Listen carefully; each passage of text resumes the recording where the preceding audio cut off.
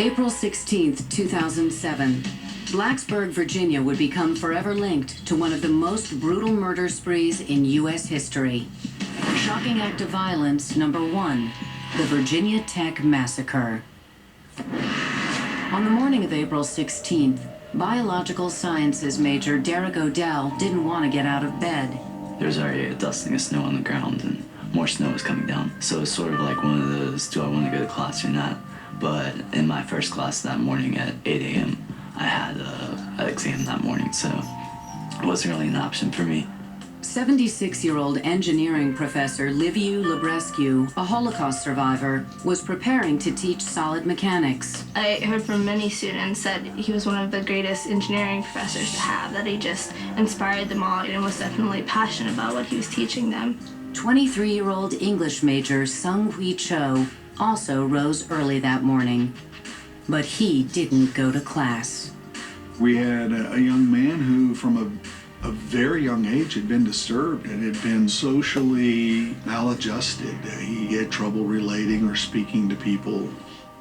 Around 7:15 a.m., Cho entered the West Ambler Johnston dormitory. There, on the 4th floor, outside room 4040, Cho crossed paths with 18-year-old freshman Emily Hilscher. Cho shot and killed her. Before he left the dorm, Cho also killed Hilscher's next-door neighbor, 22-year-old resident advisor Ryan Clark. There was a lot of speculation in the media right away that the shooter had some relationship with the female there, but there's no indication of that whatsoever. 2 hours later, across campus in Norris Hall, Derek Odell's German class was beginning. Right around 9:20 or so, there was a person who looked into our class, maybe like a law student or something. They just opened the door briefly and looked in. But what was really odd was, like maybe 2 or 3 seconds after he looked in the first time, he reopened the door and then looked in a second time. Around 9:40, Derek and his classmates heard a series of loud popping sounds. When we first heard the noises, it was just like, almost like this loud nail gun pressing, like firing against like cinder blocks or concrete blocks. I think subconsciously, everybody sort of had this inherent fear that those noises were in fact gunshots. Professor Kevin Granata heard the noise from his office on the 3rd floor. Kevin Granata got the students from the classroom across the hall who were in an unlocked room and their professor. He brought them to his office and locked them in and said, I've got to go downstairs and do something about this. The other professor looked at him and said, are you sure you really want to do that? None of those students were hurt. He was killed as he moved toward the gunfire. 2 minutes passed. Then the man who peered into Derek's classroom returned. It was Sung-Hui Cho. He shot our professor first, then he immediately swung the gun around and started firing around onto the students. He sort of just shot people in as closest range as possible, just making sure that pretty much everybody was dead. Few escaped Cho's fury, including Derek. I looked into his eyes and then saw down the barrel of his gun. And I had to do something at that point. I slipped underneath my desk, and at that point he fired 2 shots. One went into my arm, and the other went just above my shoulder and missed. He had shot 11 out of the 13 people in our class.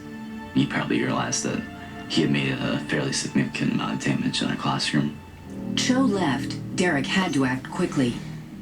I sort of jumped on top of the desk that I was hiding under, and then just sprinted to the front of the classroom as quick as I could. And I threw the door shut, because the gunshots were still coming from down the hall, and I figured if I was at the doorway and he came back, that there's no way that I'd survive. By this point, 911 calls flooded into local law enforcement. Police raced for the building's main entrance, only to find Cho had anticipated their arrival.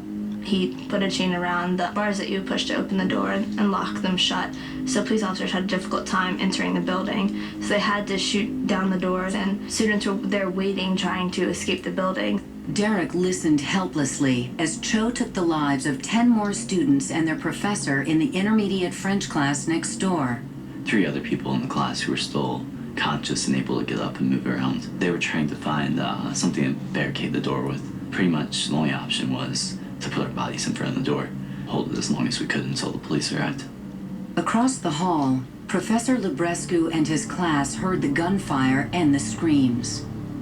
There's no doubt in my mind that his experiences during the Holocaust, his desire for freedom, his desire for justice, no doubt influenced how he acted. He heard the gunshots and barricaded the door, put his desk in front of the door and was trying to hold the door shut, and he was instructing students to jump out of the window. And so students were, helping each other out of the window and climbing down the side of the building. 9 students managed to escape before Librescu was shot to death through the door. Then Cho turned his attention back to Derek's classroom. We saw the door handle rotate down, and then almost immediately we felt this force against the door. I think he was a little bit frustrated that he couldn't get into our classroom. After he fired those 3 or 4 shots into our classroom through the door, he sort of just immediately left down the hall. It was speculated that he heard the police sirens or heard police trying to get in the door, and so he got scared and killed himself. But he had enough ammunition where he could have kept going. Investigators estimate Cho fired more than 200 rounds from 2 different semi-automatic pistols. In all, 27 students and 5 teachers lost their lives.